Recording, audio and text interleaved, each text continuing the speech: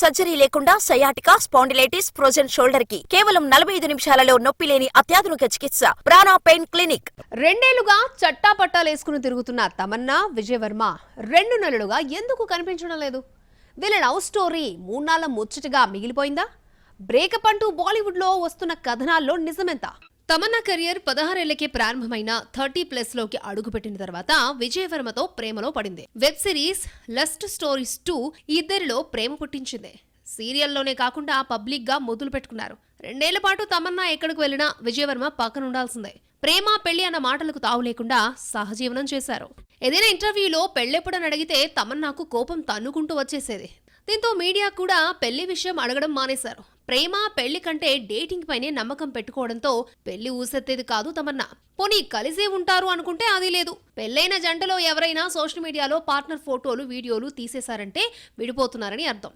సమంత, నిహారిక కొనిదెల విషయంలో ఇదే జరిగింది.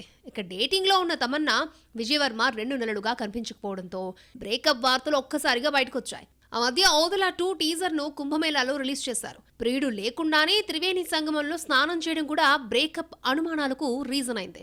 నన్ను అర్థం చేసుకునే మనిషి దొరకడం తన అదృష్టమని విజయ్ పై ప్రశంసలు కురిపించిన తమన్నా బ్రేకప్ గురించి ఏమంటుందో చూడాలి.